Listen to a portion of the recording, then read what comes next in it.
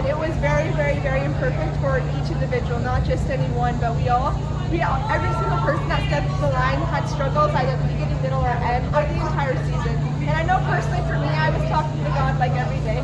And so that was just a prayer of gratitude, a prayer of getting us to the line, through the course, and to the end. So yeah, that's what it was about. What was Coach's strategy for you on the start line or like the night before? What you Yeah, last night was very chill. We didn't really have to discuss anything last night.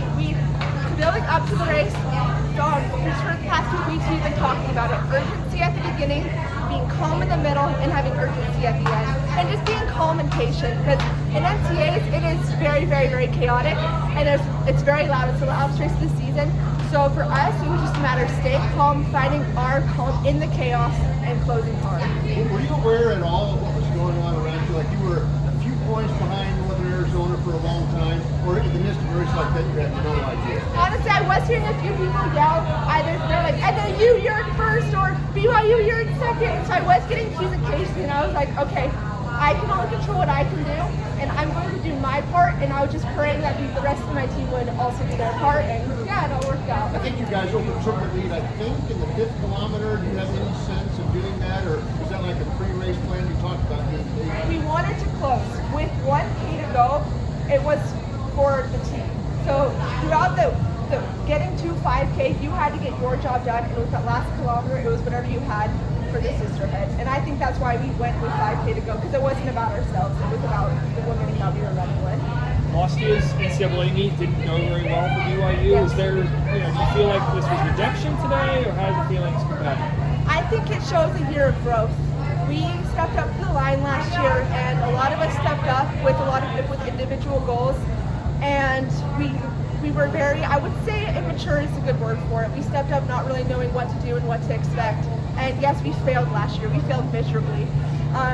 And that was the motto. All from that race, we exited this tent and met up with Coach T, and it was utter disappointment. Like, that was probably the lowest in my running career. We didn't end injured the last year. The build was almost perfect, and it was the most imperfect race.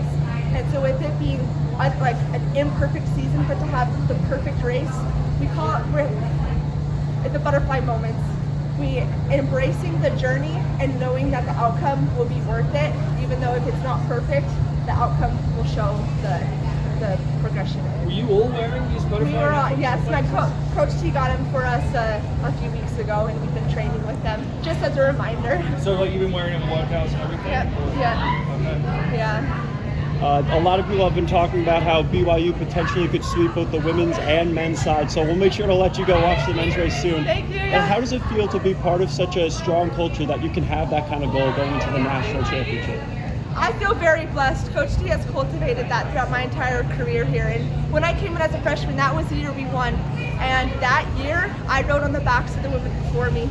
And I saw the way that they treated each other and the way that they treated the younger classmen. And I feel so lucky that with this being my last cross-country season, I was the one that I was able to carry the team and pull them along and do it together like we did that year. Because we did it then and we did it now, and it was just such a full circle moment for me and just the team.